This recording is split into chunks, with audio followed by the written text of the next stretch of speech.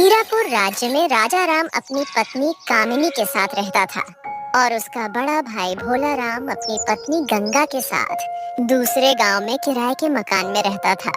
क्योंकि उसकी पत्नी गंगा को उसके पिता और देवर के साथ रहना पसंद नहीं था, वहीं दूसरी तरफ राजा राम और कामिनी अपने बीमार पिता की बहुत सेवा करते थे।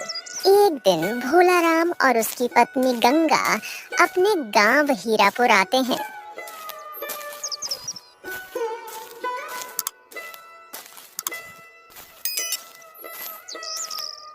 राजा राम अपने बड़े भाई भोला राम की बहुत इज्जत करता था।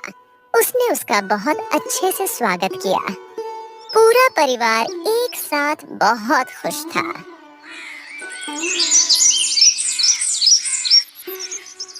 जी, आज भगवान के दर्शन के लिए हमें मंदिर जाना है। लेकिन कामिनी, हम मंदिर कैसे जा सकते हैं?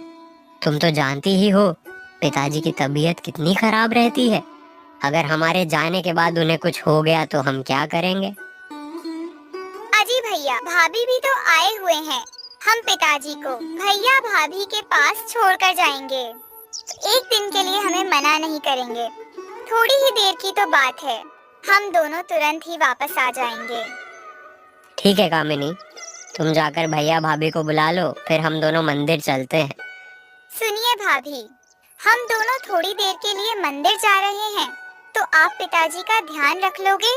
हम जल्दी ही वापस आ जाएंगे। अरे, इसमें कौन सी बड़ी बात है? तुम जाओ आराम से, हम है ना, हम ध्यान रख लेंगे। फिर थोड़ी ही देर बाद राजा राम और उसकी पत्नी कामिनी मंदिर के लिए निकल जाते हैं। तभी भूषण की तबीयत खराब होने लगती है और भूषण अपनी बड़ी बहू गंगा से कहता है, अरे वो बड़ी बहू सुनती हो? अरे क्या हुआ बुढ़े? सुनो बड़ी बहू, लगता है मेरा अंतिम समय आ गया है। मेरी तबीयत ठीक नहीं लग रही है। तुम जल्दी से राजा राम और कामिनी को घर वापस बुला लो। वह दोनों ज्यादा दूर नहीं गए होंगे, क्योंकि मुझे तुम लोगों को कुछ बताना है। तभी गंगा कुछ देर सोचती है। लगता है इस बुढ़े के जाने का समय आ गया है और ये जायदाद का बंटवारा करना चाहता है। यही सही समय है सारी जायदाद हड़पने का। हम दोनों पति पत्नी सारी संपत्ति हड़प लेंगे और दूसरे गांव में खुशी खुशी रहेंगे।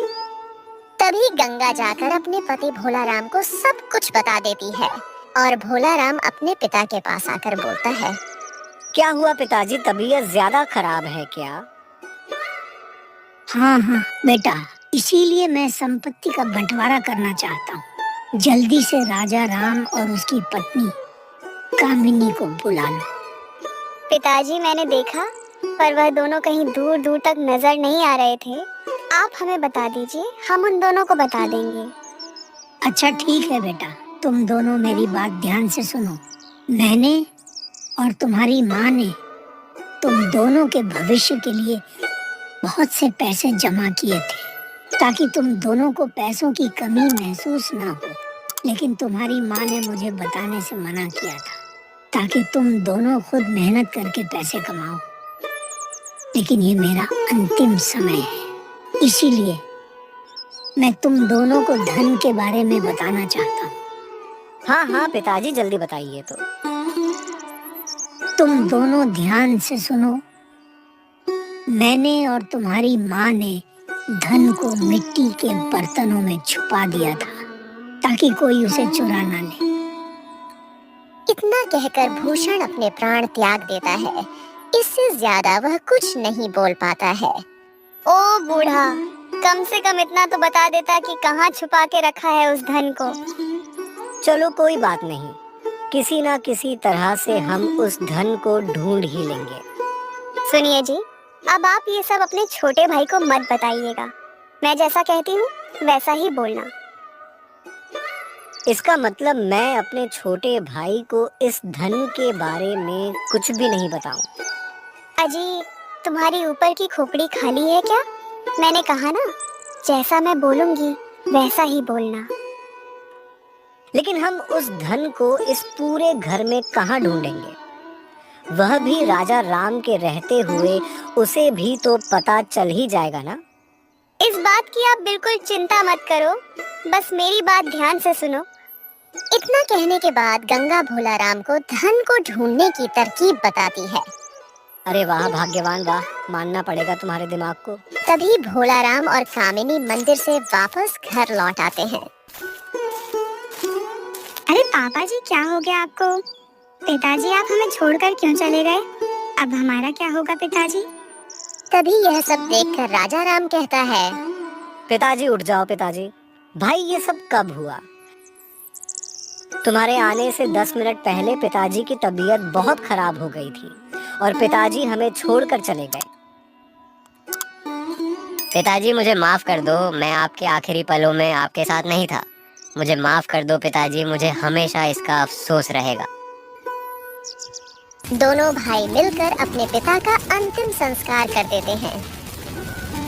धीरे धीरे दिन बीतते हैं और उनके पिता के सारे क्रियाकर्म खत्म हो जाते हैं।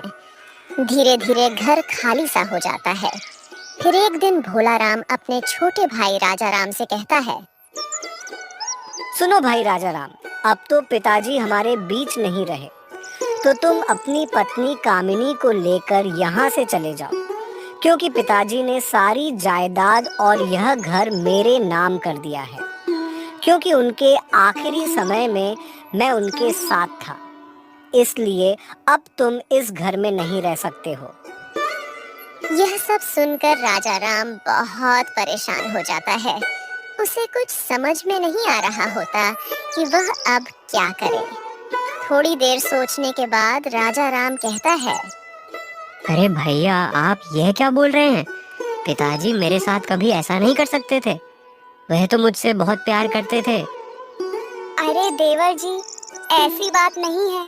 आपके भाई बिल्कुल सही कह रहे हैं। पिताजी कह रहे थे कि राजा राम को मेरी बिल्कुल भी चिंता नहीं है। ऐसे बीमार होते हुए भी मुझे छोड़कर चला गया। हम पिताजी के अंतिम समय में उनके साथ थे। हमने उनकी सेवा की, इसीलिए उन्होंने अपनी सारी संपत्ति हमारे नाम कर दी। नहीं भाभी, ये गलत है। पिताजी मेरे साथ ऐसा कर ही नहीं सकते। राजा राम, मैं जानता था कि तुम हमारी बात का भरोसा नहीं करोगे, इसलिए मैंने हमारे गांव के मुखिया को बुलाया है। अब वही फैसला करेंगे। थोड़ी ही देर बाद वहां मुखिया जी आते हैं और भूषण के लिखे हुए खत को पढ़ते हैं। मैं भूषण इस कागजात में जो कुछ भी लिख रहा हूँ वह अपनी मर्जी से लिख रहा हूँ। मेरे मरने के बाद मेरे सारे खेत और मेरी सारी संपत्ति मेरे बड़े बेटे भोला राम के नाम होंगे और छोटे बेटे के नाम गांव के बाहर पहाड़ी की चोटी के नीचे जो छोटी सी झोपड़ी बनी हुई है और वहाँ की थोड़ी सी जमीन उसके नाम कर रहा हूँ। मुखिया जी, क्या कागज पर जो लिखा है क्या वह सच है कि उसे मेरे पिताजी ने लिखा है? राजा राम, यह तो मुझे भी समझ में नहीं आ रहा है कि तुम्हारे पिताजी ने तुम्हारे साथ ऐसा क्यों किया, लेकिन इस खत में जो भी लिखा है वह तुम्हारे पिताजी ने ही लिखा है और उसके बाद अपना अंगूठा भी लगाया है। अरे मुखिया जी, इसकी वजह मैं बताता हूँ। मेरा भाई राजा राम और उसकी पत्नी कामिनी मेरे पिताजी का बिल्कुल भी ध्यान नहीं रखते थे और तो और उन पर बहुत अत्याचार करते थे। पिताजी की तबीयत खराब होते हुए भी यह लोग बाहर घूमने चले गए, इसीलिए पिताजी इनसे बहुत नाराज थे। मैंने और गंगा ने पिताजी की बहुत सेवा की, इसलिए पिताजी ने सारी संपत्ति मेरे नाम कर दी है। नहीं मुखिया जी, यह सब झूठ है। मैं और मेरी पत्नी पिताजी का बहुत अच्छे से ख्याल रखते थे और पिताजी हमारे साथ खुश भी थे। हाँ राजा राम, तुम बिल्कुल सही कह रहे हो, लेकिन मैं कुछ नहीं कर सकता। तुम्हारे पिताजी ने साफ साफ लिखा है और सबूत के तौर पर अपना अंगूठा भी लगाया है, इसीलिए मैं इस मामले में कुछ नहीं कर सकता। मुखिया के इतना कहते ही भोलाराम और उसकी पत्नी बहुत खुश हो जाते हैं। तभी भोलाराम मुखिया से कहता है, मुखिया जी, अब आप राजा राम को साफ साफ बता दीजिए कि वह अपनी पत्नी को लेकर यहाँ से चला जाए। भैया ये आप क्या कह रहे हैं? मैं आपका छोटा भाई हूँ। पिताजी मुझसे नफरत करते थे, तो क्या हुआ, आप तो मुझे अपने पास रख सकते हैं ना? इन सभी बातों को सुनकर मुखिया बोलता है, राजा राम, तुम्हारे पिता के लिखे वसीयत के अनुसार गांव के बाहर की झोपड़ी और थोड़ी सी जमीन तुम्हारी है। तुम अपनी पत्नी को लेकर वहां चले जाओ। लेकिन मुखिया जी, वह झोपड़ी तो पूरी तरह से खराब है, हम भला वहां कैसे रहेंगे? अरे इसमें गलत क्या है? तुम लोगों को वही परिणाम मिला जैसा तुमने पिताजी के साथ किया, और हमें भी वैसा ही परिणाम मिला जैसा हमने पिताजी के साथ किया। नहीं भाभी, आप बिल्कुल झूठ बोल रही हैं। पिताजी हमारे साथ ऐसा नहीं कर सकते। पिताजी हम दोनों से बहुत प्यार करते थे और हम लोग भी पिताजी की बहुत सेवा करते थे। देखिए मुखिया जी, इन दोनों को समझा दीजिए कि यहाँ पर खड़े होकर हम दोनों से बहस ना करें और चुपचाप यहाँ से चले जाएं। देखो राजा राम, तुम्हारे पिता के जैसे वसीयत के अनुसार यह घर तुम्हारे बड़े भाई के नाम है। अगर यह लोग नहीं चाहते तो तुम लोग यहाँ नहीं रह सकते। तुम्हें यहाँ से जाना ही होगा। इन्हें अपने साथ नहीं रखना चाहता मुखिया जी, क्योंकि इन्होंने पिताजी के साथ बहुत बुरा व्यवहार किया है, तो इन्हें अपनी गलती की सजा मिलनी ही चाहिए। सुनिए जी, चलिए यहाँ से, अब यह घर हमारा नहीं है। लेकिन कामिनी, मुझे तो कुछ भी समझ में नहीं आ रहा है। अगर पिताजी हमसे नाराज थे तो वे हमें बता सकते थे। उन्होंने हमारे साथ ऐसा क्यों किया? पता नहीं जी भैया, भाभी ने हमारे साथ ऐसा क्यों किया? उन्होंने हमारे बारे में एक बार भी नहीं सोचा। अरे कामिनी, हमने पिताजी की इतनी सेवा की, फिर भी उन्होंने हमारे साथ ऐसा किया। इसमें भैया भाभी का क्या दोष है? चलो अब यहाँ से, अब हमारा यहाँ कोई काम नहीं है। फिर वह दोनों वहाँ से चले गए। तभी भोला राम अपनी पत्नी गंगा से कहता है, अरे वाह भाग्यवान, क्या दिमाग है तुम्हारा। पिताजी की छुपाई हुई सारी जायदाद भी हमारी हो गई और यह घर भी हमारा हो गया। अजी अच्छा हुआ कि हमने पिताजी के कागज बदल दिए और उन पर उनका अंगूठा लगवा लिया। अब संपत्ति हमारी है और मकान भी हमारा है। अब हम दोनों यहाँ आराम से रह सकते हैं। थोड़ी देर बाद मुखिया जी राजा राम के पास आते हैं। पता नहीं राजा राम, तुम्हारे पिताजी को क्या हो गया था, तुम्हारे साथ ऐसा क्यों किया? ये बात तो मुझे भी समझ में नहीं आ रही है, वरना पूरा गांव जानता है। तुम्हारे पिताजी की सेवा सबसे ज्यादा किसने की है? मुखिया जी, मुझे जमीन जायदाद का कोई लालच नहीं है, लेकिन पिताजी के मन में हमें लेकर इतनी नफरत थी, यह बात मुझे अंदर ही अंदर खाई जा रही है। राजा राम, अब मैं चलता हूँ। तुम्हें किसी भी चीज की जरूरत हो तो मुझे बता देना। इतना कहने के बाद मुखिया वहाँ से चला जाता है। राजा राम अपनी पत्नी कामिनी से कहता है, कामिनी, अब हम क्या करें? मुझे बिल्कुल भी अच्छा नहीं लग रहा है कि पिताजी हमसे इतनी नफरत करते थे। नहीं नहीं, ऐसी बात नहीं है पिताजी। कामिनी घर के अंदर जाती है और साफ सफाई करने लगती है। थोड़ी ही देर बाद घर के अंदर से कामिनी आवाज लगाती है। राजा राम जल्दी से घर के अंदर जाता है। क्या हुआ भाग्यवान, क्यों चिल्ला रही हो? देखो, सफाई करते समय मुझे 4-5 मिट्टी के घड़े मिले हैं। क्या हो सकता है, इसमें खोल कर देखता हूँ। राजा राम उन घड़ों को खोलता है। वह सारे घड़े सोने के सिक्कों से भरे हुए थे। कामिनी, अब मैं समझा कि पिताजी ने हमें यह झोपड़ी क्यों दी है। मैं अभी जाकर मुखिया जी को सारी बात बताता हूँ। फिर राजा राम मुखिया जी के घर जाता है और उन्हें सारी बात बताता है। तब मुखिया राजा राम के घर सोने के सिक्कों को देखने के लिए जाते हैं। कुछ ही दिनों में यह बात पूरे गांव में फैल जाती है। एक दिन गांव का एक आदमी भोला राम के पास आता है और बोलता है, भोला राम भाई, गजब हो गया। अरे भाई, क्या गजब हो गया, गजब हो गया। पता नहीं है, अपारा नहीं है, क्या तुम्हारे भाई राजा राम की झोपड़ी में 4-5 सोने के सिक्के से भरे घड़े मिले हैं। अरे भाई, क्या बोल रहे हो? तुम्हारा दिमाग तो ठीक है क्या? मैं सच कह रहा हूँ। अगर तुम्हें मेरी बातों पर भरोसा नहीं है तो तुम मेरे साथ चलकर खुद देख लो। ये बात पूरे गांव को पता है, बस तुम्हें ही नहीं पता। फिर भोला राम अपनी पत्नी के पास जाकर कहता है, अरे गंगा, पिताजी ने सारे मटके उस झोपड़ी में ही छुपा कर रखे थे, चलो देखते हैं। और फिर वह दोनों राजा राम के घर जाते हैं। वहाँ पर पहुंचकर भोला राम अपने छोटे भाई से कहता है, राजा राम, यह सब मेरा है। पिताजी ने मेरे लिए यह धन इस झोपड़ी में छुपा कर रखा था। इसका मतलब आपको खजाने के बारे में पहले से मालूम था? हाँ, मुझे पहले से ही मालूम था।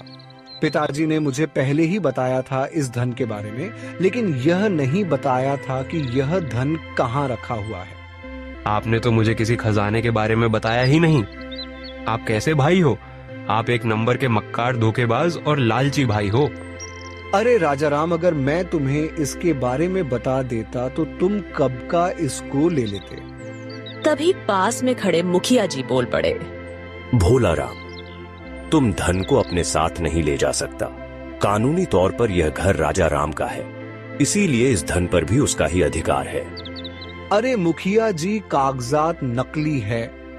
पिताजी के मरते समय हमने धोखे से उनका अंगूठा एक खाली पन्ने पर ले लिया था और उसकी मदद से सारे जमीन जायदाद अपने नाम कर ली थी। भोला राम, यह तो तुमने बहुत ही बड़ा पाप किया है।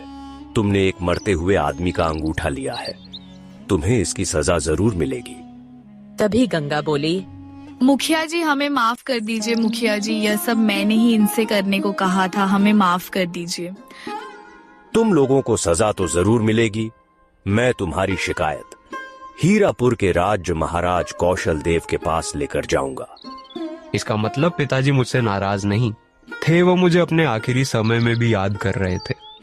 हाँ भाई, पिताजी तुमसे नाराज नहीं थे। वह अपने आखिरी समय में भी तुम्हें बुलाकर हम दोनों को खजाने के बारे में बताना चाहते थे, मगर मैं लालच में आ गया था। मुझे माफ कर दो मेरे भाई, मुझसे बहुत बड़ी गलती हो गई। आपने मुझे धन संपत्ति नहीं दी, इसका मुझे कोई दुख नहीं है, लेकिन आपने मुझसे पिताजी के नाम पर इतना बड़ा झूठ बोला, इसके लिए मैं आपको कभी माफ नहीं करूंगा। आप एक नंबर के मक्कार, धोखेबाज और लालची भाई हो। आपकी सजा यही है कि आप मुझसे बहुत दूर चले जाओ। भोला राम और गंगा के हाथ में कुछ भी नहीं लगता और दोनों वहां से चुपचाप चले जाते हैं। तो दोस्तों, कैसी लग रही है आपको ये कहानियां? ऐसी और भी अच्छी अच्छी कहानियों के लिए हमारे चैनल सुपर टून्स सब्सक्राइब कर लें।